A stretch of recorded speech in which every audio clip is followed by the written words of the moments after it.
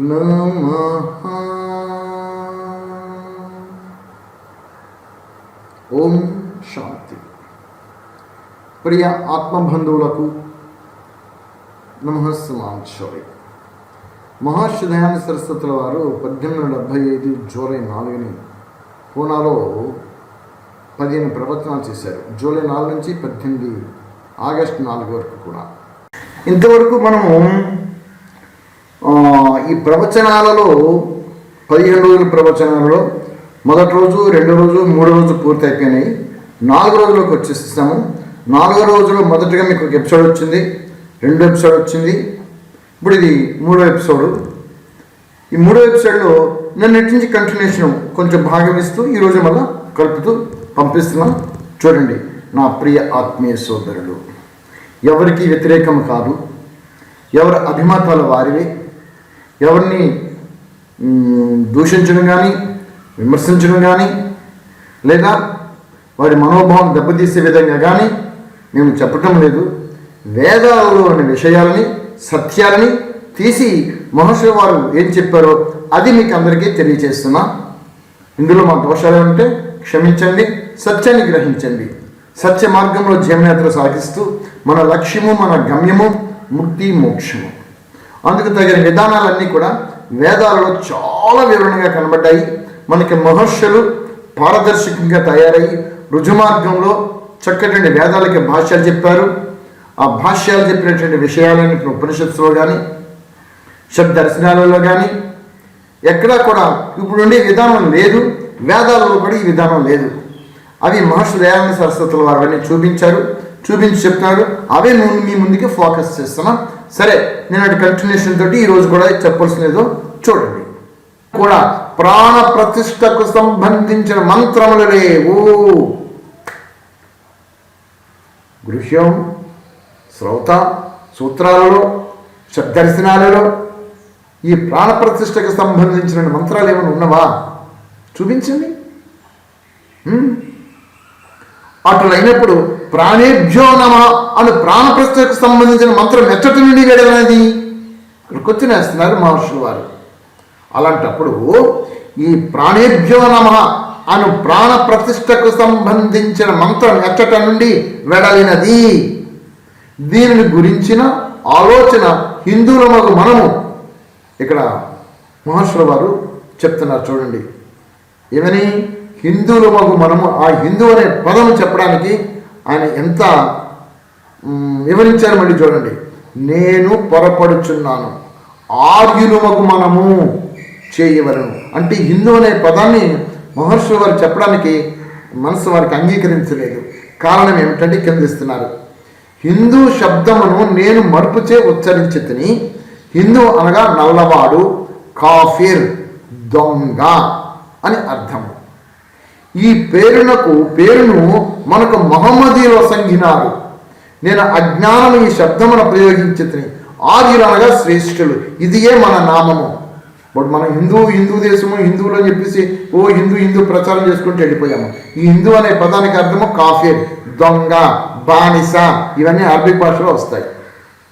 అందుచేత మహర్షుల వారు హిందూ అనే పదమును పొరపాటును ఉచ్చరించాలని చెబుతూ, ఇది నా మరుపు చేత నేను హిందూ శబ్దం ఉచ్చరించాను, కానీ హిందూ అంటే అర్థం చెబుతూ మనం హిందువు కాదు, ఈ హిందూ అనే పదార్థము ముస్లిమ్స్, ఈ మహమ్మదీయులు మనకి ఇచ్చారు, పెట్టారు, కానీ మనమందరము ఆర్యులము. ఆర్యులు అనగా శ్రేష్ఠులు. ఇక్కడ మన దౌర్భాగ్య స్థితి, మనలో మనకి ఐక్యత లోపించి దళితులమని, తర్వాత పంచములమని, అంటరాని వారు అని, అధములు అని దూరంగా పెట్టారు. దౌర్భాగ్య స్థితిలోకి దిగజార్చుకున్నాము మన జాతిని మనమే. మనం ఈ విధంగా తయారు కావడానికి మనలో చీలికలు చేసి చూపించారు ఈ బ్రిటిషర్స్, ఈ ముస్లిమ్స్. వీళ్ళే మహమ్మదీయులు, ఈ బ్రిటిషర్లే. ఆర్యులు అన్నారు, ద్రావిడులు అన్నారు, విడగొట్టేశారు అంతే. కొంతమంది కుహారావాదులు వాళ్ళకి విద్యా జ్ఞానంతోటి వాడికి దీన్ని నైపుణ్యం తీసుకొచ్చేసేసి రకరకాల వాదనలతోటి రకరకాల కార్యక్రమాలు చేస్తూ పూర్తిగా మానవ జాతిని దేవుడి పేరుతోటి విడగొట్టి పడేసేసారు. ఇలా తయారైపోతున్నాం మనం. దీనికి ప్రమాణంగా వారు మహర్షుల వారు ఏం చేస్తారంటే ఋగ్వేదము 1వ మండలంలో 51వ సూక్తంలో 8వ మంత్రాన్ని ఇక్కడ ప్రామాణికంగా చూపిస్తున్నారు. అయితే ఈ మంత్రానికి భావార్థం ఇక్కడ పెట్టలేదు. మీ అందరికీ కూడా అవగాహన కలగడానికి ఆ భావార్థం కూడా మీకు వినిపిస్తాను, పెట్టి చూపించి. చూడండి, మంత్రం ఏంటంటే వి జానీహ అర్యాన్ ఏచ దస్యవో బహిష్మతే రంధయ శాశ్వతవ్రతాన్ సాకీభవ యజమానస్య చోదిత విశ్వేత్తే సదమాదేశు చాకన. దీనికి భావార్థం మీ యొక్క సౌలభ్యం మీకు అందరికీ అవగాహన కలగడానికి పెడుతున్నాను, అది కూడా చూడండి. మనుష్యులు దస్య అంటే దుష్ట స్వభావాలను వదలి ఆర్యులు అనగా శ్రేష్ఠులుగా శ్రేష్ఠ స్వభావములు ఆశ్రయించుకొనవలెను. ఇప్పుడు ప్రచారం ఎలా వచ్చిందంటే ఆర్యులు అనేటటువంటి వాళ్ళు భారతదేశం నుంచి ఎక్కడి నుంచో వచ్చి పడ్డారు.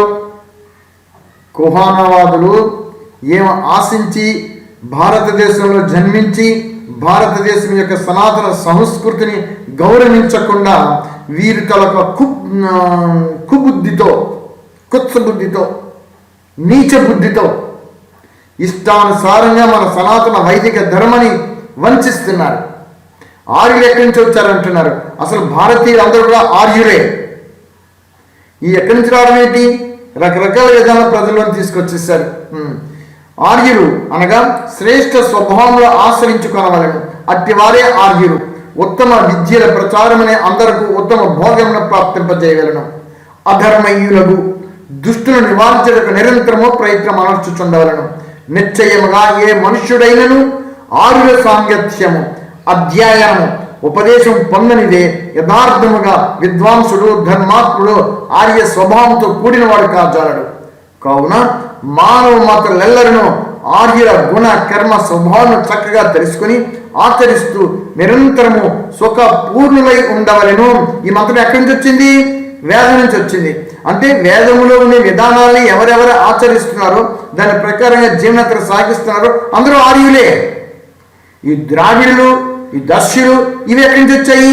ఇదిగో వీళ్ళ కుహనాలను రకరకాలుగా వీళ్ళు చిత్రీకరణ చేసుకొని వెడగొట్టేసేసారు మొత్తం మన అందరినీ కూడా.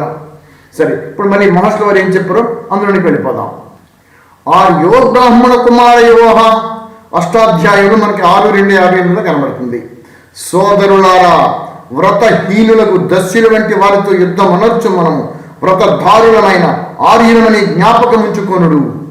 ప్రతిష్టామయీవు ఖాదీ గ్రంథములలో లింగార్చన చింతామణి మనకు తంత్ర గ్రంథములలో గల మంత్రములు గైకొని జడమూర్తులకు ప్రాణ ప్రతిష్ఠ గావించుచున్నారు. ఈ ప్రాణ ప్రతిష్ఠ గావించడానికి వీళ్ళకి ప్రామాణిక గ్రంథాలు ఏమయ్యాయంట? ప్రతిష్టామయు ఖాదీ గ్రంథములలో లింగార్చన చింతామణి మునగు తంత్ర గ్రంథములలో గల మంత్రాలను గైకొని జడమూర్తులకు ప్రాణ ప్రతిష్ఠ గావించుచున్నారు. మేము ఈ తంత్ర గ్రంథములనే ప్రమాణకములుగా అంగీకరించమని ఎవరైనా చెప్పినచో ఆ తంత్ర గ్రంథములలోని శ్లోకములే ఏ విధముగా ఉన్నవో చూడు. పీత్వా పీత్వా పునః పీత్వా యావత్ పతిత భూతలే పునరుద్ధాయ వై పీత్వా పునర్జన్మన విద్యతే. బాగా త్రాగి భూమిపై పడిపోవాలను, మరలా లేచి త్రాగినచో పునర్జన్మ ఉండదు. ఈ విధముగు తాంత్రిక శ్లోకములకు వేద మంత్రములకు గల శక్తి సామర్థ్యం ఎట్లు కలుగును? జడమూర్తులకేమి చేసిన వానిలో చేష్టలు కలుగజాలవు. యథార్థంగా కనబడుతున్నవి భావాలతో ఊహించుకొని మనం ఏదేదో ఊహించేసుకుంటున్నాం తప్ప ఏదైనా చేష్టలు వస్తున్నాయవా? ఆలోచించండి, ఒకసారి సత్యాన్ని గ్రహించండి. స్వాభావికములకు జడ పదార్థములకు ప్రాణము రప్పించుట అనున్నది దూర విషయము. స్వాభావికముగా జీవము గల దేహములు మరణావస్థ పొందినప్పుడు ఆ శవములలోనికి ఎవరైనా ఈ మంత్రముల ద్వారా ప్రాణములు రప్పించగలరా? ఖచ్చితంగా కొన్ని బద్దలు కొట్టినట్టు అడుగుతున్నారు మహర్షులు ఆ రోజుని ఆ సభలో అందరి సమక్షంలో. కానీ అటు జరగదు. వ్యర్థముగా ప్రాణ ప్రతిష్ఠ గావించడి ఈ పాఖండ చర్యల ఎలా చేయుచున్నారు అని మళ్ళీ మహర్షుల వారు ఆ నిండు సభలో అందరినీ కూడా వారి యొక్క సమక్షంలో ఈ ప్రశ్న సంధించారు. తర్వాత ఇంకొక ప్రశ్న వచ్చింది. ప్రశ్న: వర్ణములు వేరువేరుని మీరు అంగీకరించరు, అటులైన వర్ణాశ్రమ ధర్మ వ్యవస్థను మీరు ఏ విధముగా నేర్పరుతురు? బ్రాహ్మణులని, క్షత్రియులని, వైశ్యులని, శూద్రులని మీరు ఎవరిని అందురు? ఈ వర్ణములు ఎక్కడి మహర్షి దయానంద సరస్వతుల వారు ఎంత అద్భుతంగా ఖండన మునలు ఈ వర్ణ వ్యవస్థని, ఈ కుల వ్యవస్థని, ఈ పాషాండ పాకాండ మతాలని అన్నీ ఖండించి ఏకేశ్వరోపాసన మొదటి నుంచి అదే ఉంటూ ఉండేది. దాన్ని స్థాపన చేయడానికి ఎంత శ్రమ, ఎంత కష్టం అనుభవించారు. ఆయన ఆ రోజుల్లో ఆ సత్యాన్ని బోధించేటప్పుడు ఎంతమంది వ్యతిరేకులు ఆయన వ్యతిరేకించారు, విషం పెట్టారు, ఎన్నెన్నో ప్రయోగాలు చేశారు. అబ్బో, చాలా అద్భుతం. సరే, ఉత్తరం. బ్రహ్మచర్యము, గృహస్థము, వానప్రస్థము మరియు సన్యాసం అనే ఆశ్రమములు చతుర్వేదములు. సుసాంగత్యము, అధ్యయనాది సత్కార్యముల గావించు అధికారము మానవ మాతృలైన వారందరికీ కలదు. ఏ విధములు సంస్కారము ఎవరిపైన పడునో వారు అదే విధములు యోగ్యత కలవారగుదురు. మన దేశము నేడు గొప్ప ధర్మ సభలు లేవు. ఆ కారణం ఆశ్రమ వ్యవస్థ, వర్ణ వ్యవస్థ ఉండవలసిన దానికి విరుద్ధముగా మారినది. ఉత్తమ పురుషులు దుఃఖము అనుభవించుచున్నారు. కావలసినంత మంది శ్రామికులు లభించుట లేదు. ఏలనన దేశమంతటా గుంపులు గుంపులుగా సాధువుల అయి తిరుగుచున్నారు. నేటి సాంప్రదాయకు అనుకూలముగా సాధువులైన వారిని ఏ ఆశ్రమంలో లెక్కించవలను? ఏలనన వీరు శాస్త్రధారలను వీడి తమ ఇష్టము వచ్చినట్లు ప్రవర్తించుచున్నారు. ఇది ఒక గొప్ప దౌర్జన్యము. గుణ కర్మ స్వభావం అనుసరించి బ్రాహ్మణ, క్షత్రియ, వైశ్య, శూద్ర వర్ణ వ్యవస్థను ఏర్పరచబడవలను. దీనికి ఉదాహరణగా మంత్రం చెప్పారు కదా, చూపించారు. ఏ వర్ణ వ్యవస్థ, మనకి వర్ణ వ్యవస్థ లేదండి, జాతి వర్ణ వ్యవస్థ లేదండి, వృత్తి వర్ణ వ్యవస్థ అందరిది ఒకటే.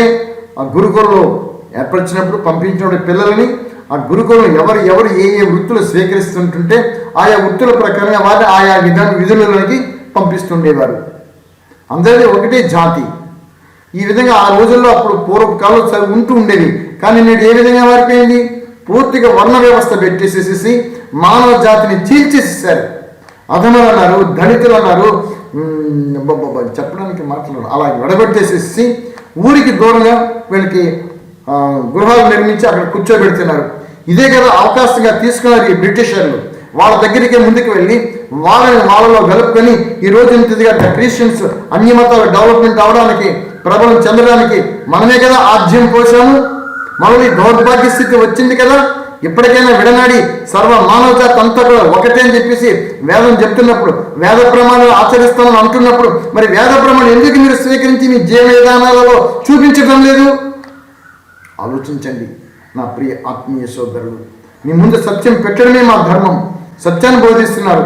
వినండి, ఇక్కడ మహర్షి దయానంద సరస్వతి వారు ఏం చెప్తున్నారు, ఇంకేం చెప్తున్నారు చూడండి ఒకసారి. గుణ కర్మ స్వభావం అనుసరించి ఏ బ్రాహ్మణ, క్షత్రియ, వైశ్య, శూద్ర వర్ణ వ్యవస్థను ఏర్పరచబడవలను. ప్రాచీనార్యులు గుణ కర్మ స్వభావం అనుసరించి ఈ వ్యవస్థను గావించిన వారు జన్మ ద్వారా ఎవరిని బ్రాహ్మణులని అంగీకరించకుండిరి. జన్మత ఎవరిని బ్రాహ్మణులని అంగీకరించలేదు. ఎంత విశేషంగా అక్కడ చెప్తున్నారు. ఇప్పుడు ఎక్కడి నుంచి వచ్చింది వ్యవస్థ? ఆలోచించండి నా ప్రియ ఆత్మీయ సోదరులు. అయితే కొంతమందికి వ్యతిరేకత కావచ్చును, కానీ సత్యం సత్యమే కదా. ఎప్పటికైనా సత్యం సత్యమే కదా. అర్థం చేసుకోవాలి. ఎంతవరకు ఏ మార్గంలో నడుస్తూ వచ్చానో, నమ్మిన సిద్ధాంతమే సత్యం అనుకుంటూ వచ్చానో, సత్యం బోధపడిన తర్వాత సత్యాన్ని అంగీకరించి నేను నడిచే మార్గం అసత్యమైతే దాన్ని తక్షణమే విడిచిపెట్టాలి. సత్య మార్గంలో నా జీవనయాత్ర మనుగడని సాగించుకుంటూ వచ్చేసేయాలి. చాందోగ్యోపనిషత్తున గల జాన శృతి మరియు జాబాల ఋషి శూద్రుల వర్ణము వారే. జాబాల ఋషి కదా చాందోగ్యోపనిషత్తున కలదు. అతని తల్లి వ్యభిచారిణి. జాబాలుడు గురు సన్నిధికి చేరి సత్యమునే వచించను. అతడు సత్యవాది అవుట వల్ల గురువు ప్రసన్నుడయ్యను. మరియు అతనితో నీవు సత్యం చెప్పుటచే బ్రాహ్మణుడు అనెను. చూసారా, ఇవ సత్యం వదంతి బ్రాహ్మణ. సత్యం వదంతి తైవై దేవః, సత్యాన్ని వచించేటటువంటి వాడు బ్రాహ్మణుడు, సత్యాన్ని వచించేటటువంటి దివ్య గుణముతుడైనటువంటి దేవత అని చెప్పడం జరుగుతుంది. ఇటు జాబాలి ఋషి బ్రాహ్మణత్వం లభించినది. పురుష సూక్తంలో ఒక మంత్రం ఉన్నది, దాని అరమను కూడా తెలుసుకోవాలను. పురుష సూక్తంలో అంటే 31వ యజుర్వేద 31వ అధ్యాయంలో మనకు మంత్రం కూడా ఉంది. దాన్ని ఇక్కడ ప్రమాణంగా చూపిస్తున్నారు మహర్షుల వారు. అది ఏమిటంటే, బ్రాహ్మణో అస్య ముఖమాసిత్ బాహూరాజన్య కృతః రూతదస్య అద్వైశ్య పద్యభ్యాం శూద్రో అజాయత. యజుర్వేదము 31:11 ఇది కనబడుతుంది. అది దీని అంటే ఏంటి? బ్రాహ్మణు, దీనికి మళ్ళీ వివరణ వస్తాను, మళ్ళీ లోపలికి వెళ్ళాలి, మళ్ళీ పెరిగిపోతుంటాం. మీరు యజుర్వేదం 31 అధ్యాయం ఇందులో గురించి ఒక యూట్యూబ్లో పోస్ట్ కూడా పెట్టాను, మీకు కనబడుతుంది. పురుషోత్తం పోస్ట్ పెట్టాను, కొంచెం మీరు డౌన్లోడ్ చేసుకుని చూస్తూ దీనికి అర్థమవుతుంది, మీకు కనబడుతుంది. సరే, పురుష సూక్తములోని మంత్రమున సహస్రశీర్ష అని పదం ఉన్నది. ఈ పదము బహువ్రీ సమాసము, తత్పురుష సమాసము కాదు.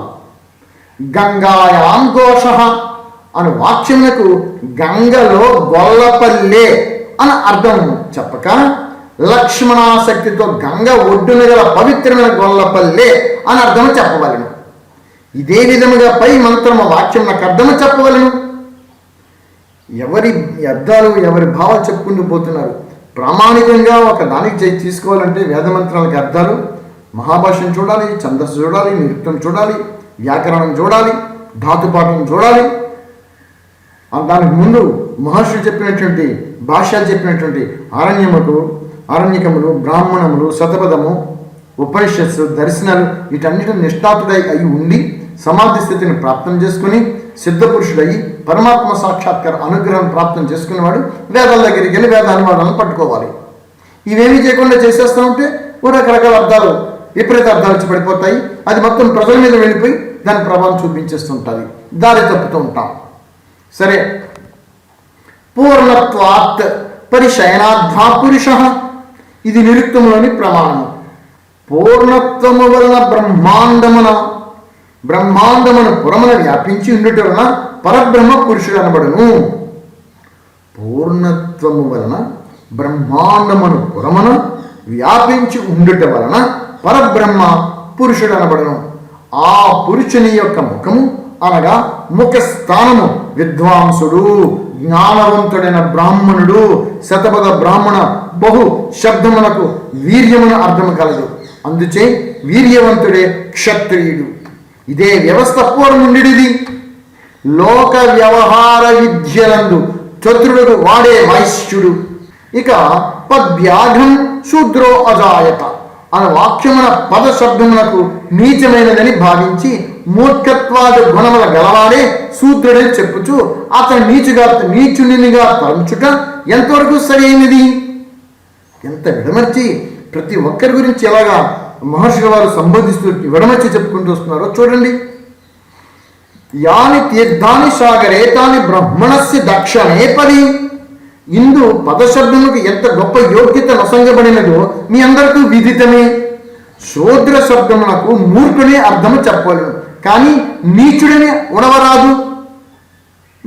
అప్పుడే మనుమహారాజు వచించిన ఈ సమయం ఎక్కువ అవుతుంది కదా, ఇది ఆప్చేద్దాం ఇక్కడికి. నమఃస్వామి. నేను నమ్మిన సిద్ధాంతం సత్యమేనా? ప్రమాణమునకు ధీటుగా నిలబడగలదా? వేద ప్రమాణమునకు ధీటుగా నిలబడలేకపోతే నేను ఏమి చేయాలి? ఒక్కటే జవాబు, సత్యం వైపుకు మరలడమే. అలాగున కాకుండా నమ్మిన సిద్ధాంతమే సత్యమని జీవనయాత్ర సాగిస్తే జీవితమే వ్యర్థమవుతుంది.